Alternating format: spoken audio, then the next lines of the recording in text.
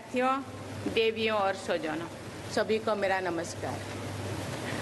आज उपाधि प्राप्त करने वाले सभी विद्यार्थियों को मैं हार्दिक बधाई देती हूँ। पदक विजेता छात्र छात्राओं की मैं विशेष सराहना करती हूँ। इस विद्यापीठ से जुड़े सभी लोगों को मैं साधुवाद देती हूँ। अभिभावकों को भी मैं बहुत बहुत बधाई देती हूँ। राष्ट्रपिता महात्मा गांधी के प्रमुख कार्यस्थल अहमदाबाद में आकर मुझे बहुत प्रसन्नता हो रही है। अहमदाबाद में स्थित इस विद्यापीठ का परिसर हमारे स्वाधीनता संग्राम करती है। ब्रिटिश सरकार के विरुद्ध असहयोग आंदोलन के दौरान वर्ष 1920 में गुजरात विद्यापीठ की स्थापना की गई। असहयोग आंदोलन के प्रस्ताव में देशवासियों से ये आग्रह भी किया गया था कि लोग ब्रिटिश सरकार के अधीन चल रहे स्कूलों और कॉलेजों से धीरे धीरे अपने बच्चों को हटा लें और राष्ट्रीय स्कूलों और कॉलेजों की स्थापना करें। इस आह्वान के अनुसार देशवासियों द्वारा किए गए संसाधनों से ही ऐसे शिक्षण संस्थानों का निर्माण किया गया। ये विद्यापीठ राष्ट्र निर्माण और आत्मनिर्भरता के जीवंत आदर्श का 105 वर्ष पहले स्थापित किया गया ऐतिहासिक प्रतीक है। अक्टूबर 1920 में इस विद्यापीठ की स्थापना के बाद से जनवरी 1948 तक स्वयं राष्ट्रपिता महात्मा गांधी इस संस्थान के कुलाधिपति यानी चांसलर रहे। उनके बाद सरदार वल्लभ भाई पटेल, डॉक्टर राजेंद्र प्रसाद और मोरारजी देसाई जैसे महापुरुषों ने कुलाधिपति के रूप में इस विद्यापीठ का मार्गदर्शन किया है।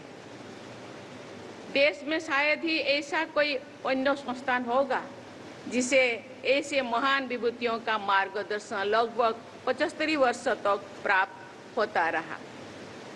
इसीलिए आप सबके इस विद्यापीठ से देशवासियों की विशेष अपेक्षाएं होना स्वाभाविक है।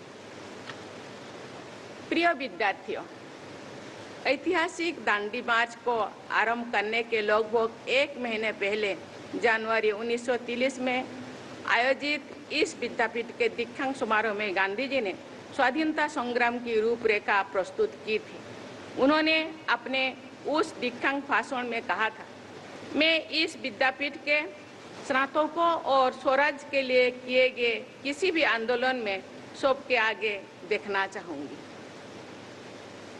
इस उदाहरण के उल्लेख मैंने इसीलिए की रही हूँ कि आप सभी देशवासियों में ये चेतना रहे कि बापू इस विद्यापीठ के विद्यार्थियों से राष्ट्रीय अभियानों में अग्रणी योगदान का आशा करते हैं।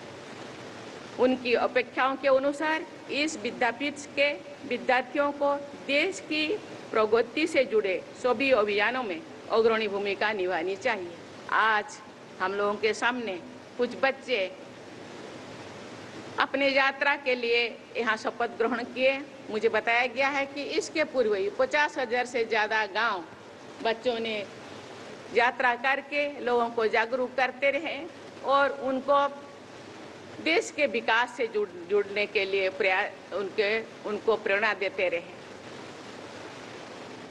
आप सब विद्यार्थियों को ये संकल्प लेना चाहिए कि भारत को विकसित राष्ट्र बनाना है तथा विश्व समुदाय में भारत की क्षमता के अनुरूप अग्रणी स्थान दिलाना है। प्रिय विद्यार्थियों, गुजरात में स्वरोजगार की संस्कृति सदैव विद्यमान रही है। गुजरात के उद्यमियों ने केवल देश ही नहीं बल्कि विदेशों में भी अपनी छाप छोड़ी है। सफल प्रवासी भारतीयों में गुजरात के लोगों की बहुत बड़ी संख्या है।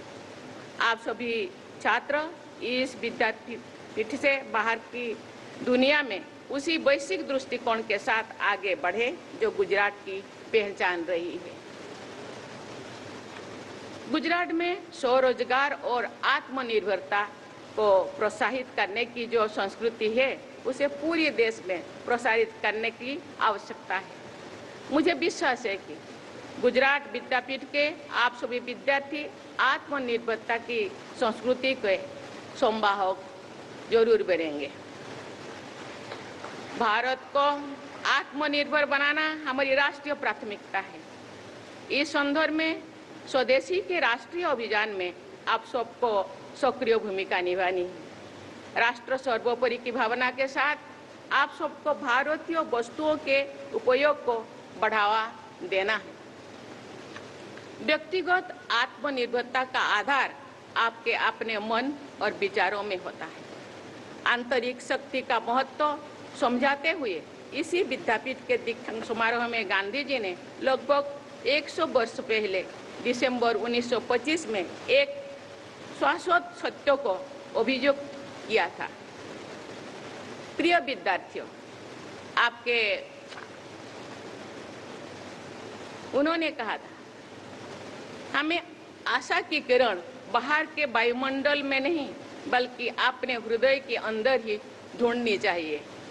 जिस विद्यार्थी में श्रद्धा है, जो भय से मुक्त हो गए हैं, जो अपने काम में से जुड़े हैं और जो अपने कर्तव्यों के पालन को ही अधिकार मानता है, आसपास की निराशाजनक स्थिति को देखकर वो हिम्मत नहीं हारना चाहिए। वो ये समझाते नहीं थे कि अंधकार क्षणिक है और प्रकाश निकट ही है। प्रिय विद्यार्थियों, आपके विद्यापीठ का ध्येय वाक्य है सा विद्या विमुक्तये, अर्थात जो मुक्ति दे वही विद्या है। अज्ञान के मुक्ति, अनैतिक प्रवृत्तियों से मुक्ति तथा भय से मुक्ति विद्या के शाश्वत परिणाम है। केवल आजीविका को ध्यान में रखकर विद्या ग्रहण करना उचित नहीं होना चाहिए। विद्या ग्रहण करना आजीविका चलने वाली प्रक्रिया है, आजीवन चलने वाली प्रक्रिया है। मैं आशा करती हूँ कि अपने व्यक्तित्व के विकास, समाज की प्रगति और देशवासियों के हित को ध्यान में रखते हुए आप विद्या के अर्जन को निरंतर महत्व देना चाहिए। मैं ये कहना चाहूँगी कि आपकी शिक्षा में देश और समाज का भी योगदान है। ये समाज और देश का आपको ऋण है। समाज की सेवा करके आप ये ऋण चुका सकते हैं। मैं आशा करती हूँ कि आप सब सर्वोदय के सिद्धांत का अनुसरण करते हुए समाज के अपेक्षाकृत कम सुविधा संपन्न लोगों के हित में कार्य करेंगे। शिक्षा सामाजिक पुनर्निर्माण का सबसे प्रभावी माध्यम है। यहाँ के अध्यापकों और विद्यार्थियों को भी शिक्षा के इस उद्देश्य का अनुकरणीय आदर्श प्रस्तुत करना चाहिए। आप सबको पर्यावरण अनुकूल विकास के लिए हर संभव प्रयास करना चाहिए। देवियों और स्वजनों, मुझे ये जानकर बहुत प्रसन्नता हुई है कि इस विद्यापीठ में शिक्षा प्राप्त करने वाली बेटियों की संख्या छात्र से अधिक है। अन्य राज्यों तथा संघ राज्य क्षेत्र से यहाँ आकर अध्ययन करने वाले विद्यार्थियों में भी बेटियों की संख्या अधिक है। मैं मानती हूँ कि महिलाओं और पुरुषों की शिक्षा की समान सुविधाएं मिलनी चाहिए। आवश्यकता के अनुसार महिलाओं को शिक्षा की विशेष सुविधाएं भी प्रदान करनी चाहिए। प्रिय विद्यार्थियों, शिक्षा को स्थानीय संदर्भ से जोड़कर आप सभी अपनी शिक्षा का व्यावसायिक उपयोग कर सकते हैं। हमारी शिक्षा प्रणाली तथा पाठ्यक्रमों में जाने अनजाने कुछ ऐसी विषय वस्तुओं का समावेश होता रहा जो हमारे समाज और देश के लिए प्रासंगिक नहीं है।